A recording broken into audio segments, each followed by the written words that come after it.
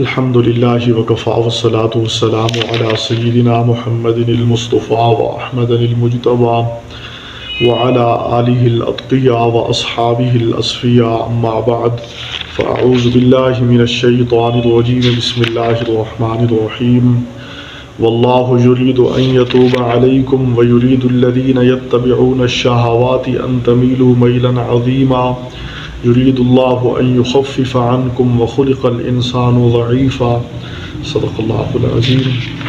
سورۃ النساء کی آیت نمبر 27 اور 28 میں نے ابھی آپ کے سامنے پڑھنے کی سعادت حاصل کی ہے۔ خلاق عالم مجھے صحیح طور پر سمجھ کر عمل کی توفیق عطا فرمائے اور ہم سب کو قرآن و سنت سمجھ کر عمل کی توفیق عطا فرمائے اور تادم زیست قرآن کے ساتھ وابستہ رکھے۔ واللہ یرید ان یتوب علیکم، اور اللہ یہ چاہتا ہے کہ تم پر متوجہ ہو، تمہاری توبہ قبول فرماتا رہے، تم پر مہربان ہوتا رہے۔ وَيُرِيدُ الَّذِينَ يَتَّبِعُونَ الشَّهَوَاتِ، اور جو لوگ اپنے مزوں کے پیچھے چل رہے ہیں وہ چاہتے ہیں ان تمیلوا میلا عظیما، کہ تم پھر جاؤ راہ سے بہت دور دراز جا پڑو۔ یرید اللہ ان یخفف عنکم، اللہ یہ چاہتا ہے کہ تم پر تخفیف کرے۔ وخلق الانسان ضعیفا، اور انسان کمزور پیدا کیا گیا ہے۔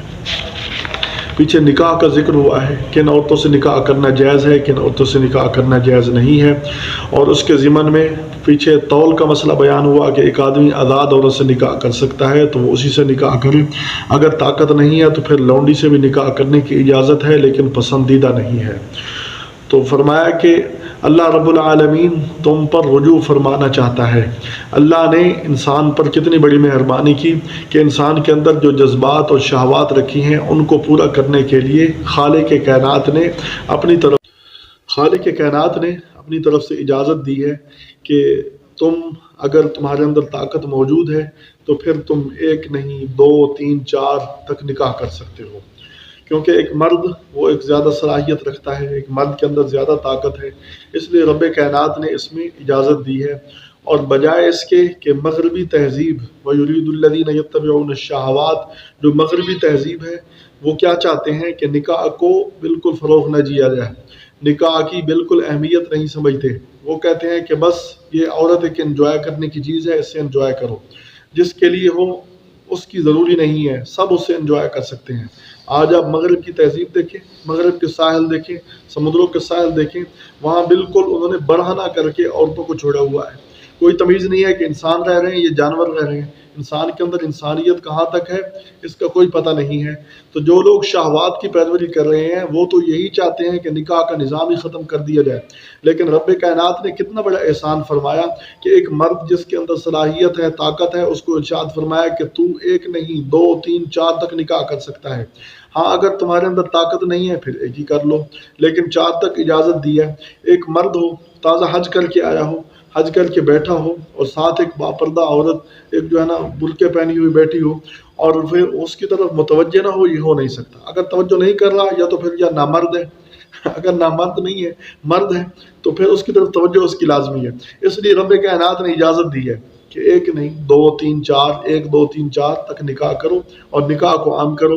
تو اس میں جو ہے نا ایک تسکین ہے، جذبات کی تسکین بھی ہے، اور اللہ کی طرف سے احسان عظیم بھی ہے۔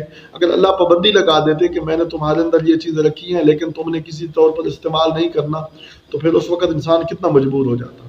تو رب کائنات نے یہ اجازت دی، واللہ یرید ان یتوب علیکم۔ اس کا یہی مطلب ہے کہ اللہ نے تم پر رجوع فرمایا، تمہارے لیے آسانی پیدا فرما دی کہ تمہیں جو ہے نا اجازت دی نکاح کرنے کی۔ اور جو لوگ اتباع کرتے ہیں شہوات کی ان کو کوئی پتہ نہیں ہے، ان کو حلال حرام کی تمیز نہیں ہے۔ مجوسی اپنی پھوپھی خالہ سے نکاح جائز سمجھتے ہیں، اسی طرح یہود و نصارہ اپنی محرم عورتوں سے نکاح جائز سمجھتے ہیں، لیکن اسلام نے اسلام ایک فطرتی دین ہے۔ اس نے اسلام کی فطرت کے اندر ایک ایسی چیز ہے کہ جو چیز انسان کو مرغوب ہوتی ہے اسلام اس کی دعوت دیتا ہے، جو چیز مرغوب نہیں ہوتی اسلام اس سے منع کر دیتا ہے۔ اب جن عورتوں کی طرف رغبت ہے، انسان کو عقل سلیم ہے، ضمیر بیدار ہے، وہ اس کو کہتا ہے کہ یہ عورت رغبت کی قابل ہے، اسلام نے اس کی اجازت دی ہے۔ اور جو عورت رغبت کے قابل نہیں ہے، رغبت کے قابل ہوتی ہی وہی ہے جو اسلام جس کی اجازت دیتا ہے۔ اس کے ساتھ اجازت ہے کہ اگر وہ نکاح والی نہیں ہے اس کے ساتھ نکاح کر لو، 3 کر لو، 4 کر لو، 4 سے زیادہ کی گنجائش نہیں ہے۔ انبیاء علیہ السلام ان کے لیے تو بہت زیادہ گنجائش ہے۔ حضرت داؤد علیہ السلام کی 99 بیوی تھی، جناب رسول اللہ صلی اللہ علیہ وسلم کے 11 حرم تھے، تو انبیاء علیہ السلام کی تو اور بات ہے، لیکن عام امتی کے لیے 4 سے زیادہ کی اجازت نہیں ہے۔ تو فرمایا کہ جو لوگ شہوات کی پرورش کرتے ہیں وہ کہتے ہیں نکاح نہ کرو، نکاح کرنے کی ضرورت نہیں ہے، بس انجوائے کرتے رہو۔ انجوائے ہے، ان کی نظروں میں کوئی زنا نہیں ہے، کوئی جرم نہیں ہے، حالانکہ یہ بہت بڑا جرم ہے جو نسلیں تباہ کر دیتا ہے، خاندان تباہ کر دیتا ہے، عزتوں کی عزتیں پامال کر دیتا ہے، عصمتیں پامال ہو جاتی ہیں۔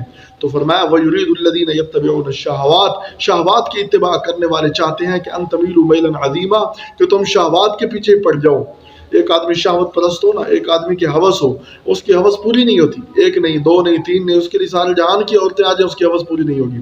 لیکن رب العالمین نے ایک کنٹرول دیا ہے، فرمایا 4 تک نکاح کرو، اپنی شہوت کو پورا کرو، اپنے جذبات کی تسکین کرو۔ فرمایا کہ وَيُرِيدُ اللَّهُ أَن يُخَفِّفَ عَنكُمْ، اللہ یہ چاہتا ہے کہ تم پر تخفیف کرو۔ یہ اللہ کی طرف سے تخفیف ہے نا، کہ اللہ نے تمہیں اور اجازت دے دی ہے شہوات پوری کرنے کے لیے۔ اور فرمایا وَخُلِقَ الْإِنسَانُ ضَعِيفًا، کیونکہ انسان کمزور پیدا کیا گیا ہے، انسان ضعیف پیدا کیا گیا ہے، فطرتی طور پر یہ کمزور ہے، اس لیے رب العالمین نے اس کی فطرت کا لحاظ کرتے اس کو اجازت دی۔ اور دوسری بات کہ اپنی بیوی سے قربت حاصل کرنا، اس کا کتنا ثواب ہے، اس کا کتنا اجر و ثواب ہے، ذرا آپ غور کریں۔ ایک بندہ اپنی بیوی کا ہاتھ پکڑتا ہے تو اس پر نیکی ملتی ہے، ایک بندہ ایک لقمہ توڑ کر اپنی بیوی کے منہ میں ڈالتا ہے تو یہ سنت عمل ہے، اس پر اتنا اجر و ثواب ملتا ہے۔ ایک بندہ اپنی بیوی کے ساتھ بوس و کنار کرتا ہے، اس کی قربت کرنا چاہتا ہے، اس سے محبت کی بات کرتا ہے، تو یہ نفل پڑھنے سے افضل ہے۔ آپ کہتے ہیں کہ بندہ نفل پڑھنے کی بجائے اپنی بیوی سے مشغول ہو جائے، یہ افضل ہے۔ تہجد پڑھنے کی بجائے بندہ اپنی بیوی سے مشغول ہو جائے، یہ افضل ہے حناف کے نزدیک۔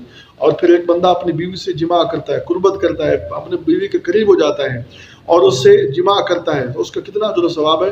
روایت کے اندر آتا ہے کہ دنیا اور دنیا میں جو کچھ ہے اس سے بہتر اجر و ثواب وہ پا رہا ہے۔ حالانکہ مزے کر رہا ہے، شہوت پوری کر رہا ہے، اپنی ہوس پوری کر رہا ہے، لیکن اللہ اتنا بڑا اجر و ثواب دے رہے ہیں۔ اور پھر جب بندہ غسل کرنے لگتا ہے تو غسل کرنے پر جو پانی جہاں جہاں اس کے جسم سے بہتا جاتا ہے، اللہ تعالیٰ ہر بال کے بدلے اسے نیکی عطا فرماتا ہے، اتنا بڑا اجر و ثواب ہے۔ اس لیے حلال کی طرف آئیے، حرام کو چھوڑیے۔ ایک گوشت گھر میں حلال پڑا ہو اس کو استعمال کیجیے، حرام گوشت کی طرف منہ نہ ماریے، وہ حرام ہی ہے۔